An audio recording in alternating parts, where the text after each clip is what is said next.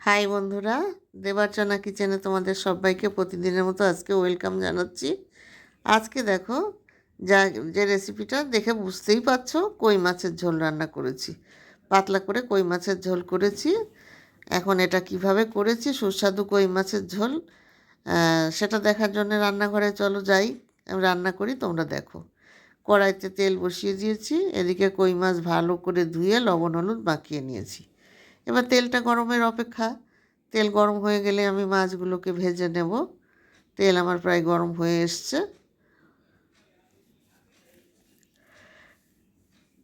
মাছ ছেড়ে দিচ্ছি আমি। মাছগুলো দেখো একেবারে ছোট না, মোটামুটি মিডিয়াম, বেশ ভালোই বড় আছে। আমি বেশি রিচ রান্না করছি না, তেল কই টই করতে গেলাম না। কারণ কই মাছ ভাতেও দেয়া যায়, কই মাছের তেল কই করা যায়, কই মাছ ভাপানো যায়, কই মাছের টক করা যায়।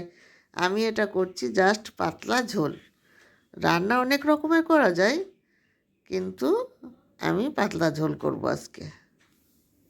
ভেবেছিলাম ফুলকপি দেবো, কিন্তু দেবো না। এখনকার ফুলকপিতে না, সে কেমন একটা বিশ্রী গন্ধ আসছে। আর কটা দিন পরে অঘ্রাণ মাস না পড়লে ফুলকপি ভালো উঠবে না, টাটকা ফুলকপি। ওই যে ফুলকপিগুলো ভালো না। মাছটা উল্টিয়ে দিলাম, দিয়ে ভালো করে ভেজে নেবো। তাই বলে খুব বেশি ভাজা না, মোটামুটি কাঁচা গন্ধটা ছাড়িয়ে নেব। বেশি ভাজলে আবার এসব মাছের কোনো টেস্ট থাকে না।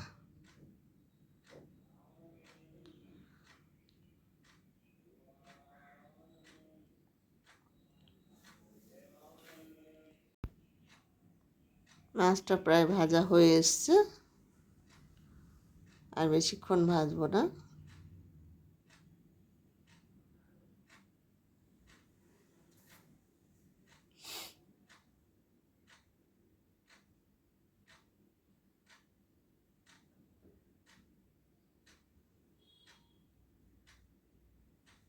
আমি একদম গ্যাসের ফ্লেমটা কমিয়ে দিয়েছি। বাড়িয়ে দিলে মাছ বেশি ভাজা হয়ে যাবে বলে একটু জোরটা কমিয়ে দিয়েছি।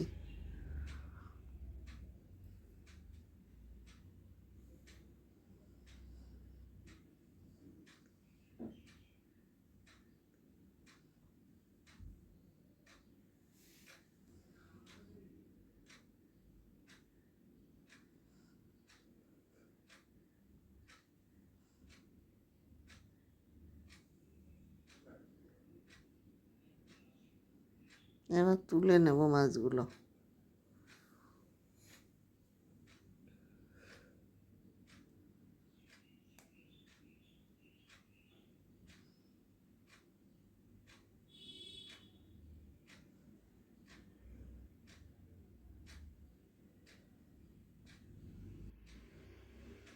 বাদ বাকি মাছটা ছেড়ে দিচ্ছি। বন্ধুরা, আমার এই ভিডিওগুলো তোমরা যারা দেখো, কে কোথা থেকে দেখো, আমাকে একটু কমেন্টস করে জানিও। আর আমাকে তোমরা একটু এগিয়ে নিয়ে চলো। তোমরা যদি সহযোগিতা না করো, আমি কেমন করে এগিয়ে যাব বলো? আমার নূতন চ্যানেলটা একটু এগিয়ে না দিলে হয়? সবাই মিলে সহযোগিতা করো একটু আমাকে।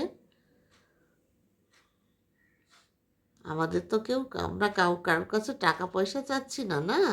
জাস্ট একটু সহযোগিতার হাতটা বাড়িয়ে দিলে একে অন্যকে একটু উপকার করা হয়। এটাও তো ভগবান তার জন্যে মঙ্গল করেন, না? হয়ে গেছে আমার মাছ ভাজা। আগের মাছটা ভাজতে গিয়ে একটু কড়াইয়ের জোর কমিয়ে দিয়ে আমি একটা অন্য কাজ করছিলাম, যার জন্য টাইমটা অত তোমরা মনে করছিলে, কিন্তু আমি একটা আলাদা কাজ করছিলাম। শুধু রান্নার কাছে দাঁড়িয়ে থাকলে তো হয় না বন্ধুরা, অনেক কাজ থাকে। ওই জন্য জোরটা কমিয়ে দিয়ে সেই কাজ সেরে আসলাম। এবার আমি আলুগুলো ধুয়ে পরিষ্কার করে রেখেছিলাম, কেটে। এখন এই আলুটাকে ভালো করে আমি ভেজে নেব। একটু নুন একটু হলুদ দিয়ে দিলাম, দিয়ে আলুটা ভাজবো।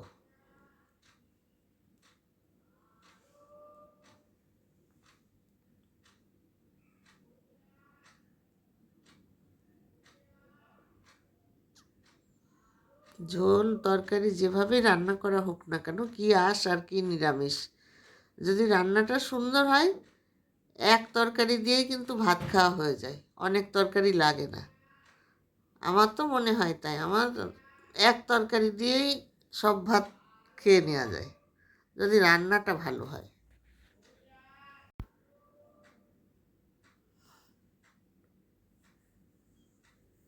আলুটা ভালো করে লাল লাল করে ভেজে উঠিয়ে নেব। ততক্ষণে তোমরা দেখতে থাকো, ভিডিওটা কেউ ওপরের দিকে টান দিও না, সম্পূর্ণটা দেখো। দেখবে মাছের ঝোলটা এইভাবে রান্না করলে খুবই সুন্দর হয়। আলু আমার ভাজা হয়ে গেছে, আলুটা এক সাইডে দিয়ে দিয়েছি, দিয়ে এই তেলের মধ্যে দুটো শুকনো লঙ্কা দিলাম, আর এর মধ্যে দিয়ে দেবো একটু জিরে দিয়ে দিলাম। আলাদা করে আলু উঠানোর কোনো দরকার পড়ে না।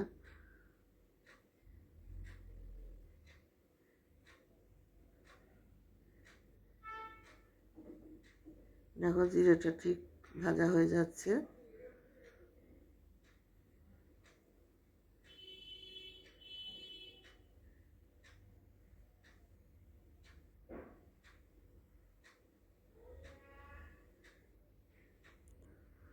এবার আমি ভালো করে নাড়াচাড়া করে নেব, একটু মিশিয়ে এর মধ্যে দিয়ে দেবো মশলা।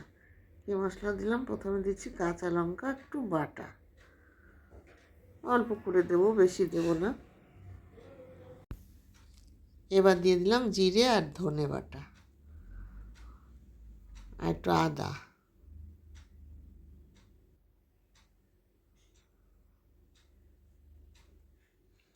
জিরে, ধনে, আদা আর কাঁচা লঙ্কা বাটা দিয়ে দিলাম।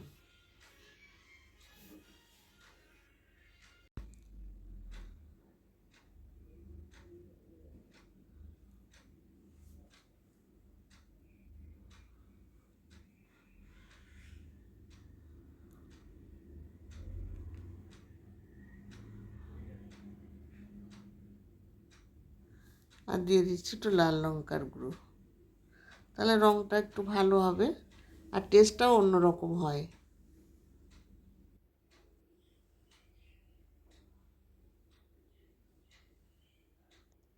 এখন দিয়ে দেবো একটু গুঁড়ো করে রাখা গরম মশলা। আমি গরম মশলা কাঁচা দিই না, কাঁচা দিলে গ্যাস হয় আর বিশ্রী একটা গন্ধ। আর এর সঙ্গে দিয়ে দিলাম টমেটো কুচি, দিয়ে একসঙ্গে আমি ভালো করে এটাকে কষিয়ে নেব।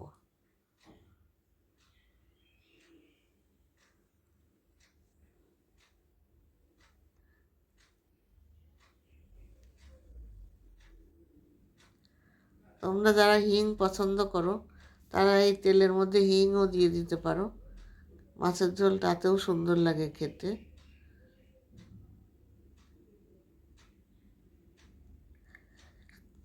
হিং সম্বারটা পাতলা ঝোল বা ডালের মধ্যে দিলে ভালো লাগে খেতে।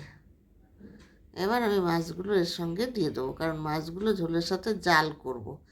জাল না দিলে মাছের ঝোলের টেস্ট হয় না। মাছের যে একটা স্বাদ আছে সেটা জাল দিলে ঝোলের মধ্যেও টেস্টটা এসে যায়। দিয়ে দিয়েছি। এবার ওই থালার পরে আমি জল দেব, জল দিয়ে একটু হলুদ দিয়ে ওই জলটা ঢেলে দেবো, কারণ হলুদের মধ্যে আজকাল দানা দানা হয়ে যায় ঝোলে দিলে, ওই জন্য আমি একটু গুলিয়ে দিই জল দিয়ে। আর মাছ ভাজা তেলটা ছিল সেটাও দিয়ে দিলাম।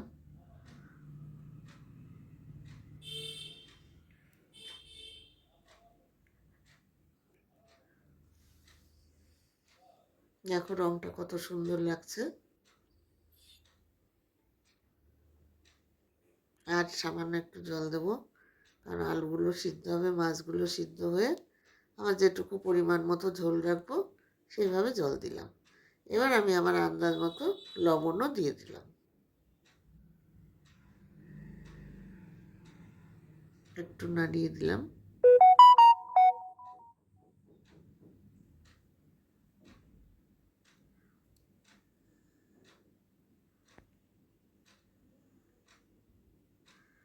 এখন এটাকে একটু ঢাকা দিয়ে দেবো, ঢাকা দিয়ে দিলাম। এবার খুলে দেখি কি হলো। দেখো কত সুন্দর রং হচ্ছে। আমার আলুটা সিদ্ধ হচ্ছে নাকি দেখবো।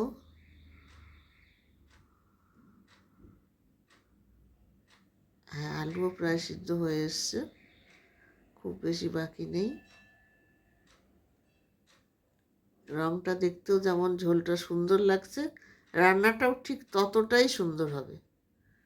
নিজের কথা নিজে বলা উচিত না, কিন্তু যারাই খায় আমার এই পাতলা ঝোল তারাই বলে এত সুন্দর পাতলা ঝোলে যে কী টেস্ট হয়, মানে সে বলার মতো না। এক ফোঁটা জল দিয়ে ঝোল দিয়ে একতলা ভাত খাওয়া যায়। এখন আমি এটাকে নামাবো, কিন্তু ধনে পাতা দেবো না। তোমরা যারা ধনে পাতা ভালো খাও, এই নামানোর আগে এর মধ্যে একটু ধনে পাতা কুচি করে ছড়িয়ে দেবে। কিন্তু আমি দেবো না কেন না, আমার সোনা ধনে পাতার গন্ধটা সহ্য করতে পারে না, ওই জন্য আমি দেবো না। এই যে মাছের ঝোলটা ঢেলে দিয়েছি, দেখো কত সুন্দর লাগছে রঙটা। তাহলে যদি ভালো লাগে তোমরা লাইক শেয়ার কমেন্টস করো, সাবস্ক্রাইব করতে ভুলো না, আমার পাশে থেকো, আমায় তোমরা হেল্প করো, আমার কথা মনে রেখো, ভুলে যেও না। এটাই তোমাদের কাছে অনুরোধ। আজকের মতো থাকলো, টাটা।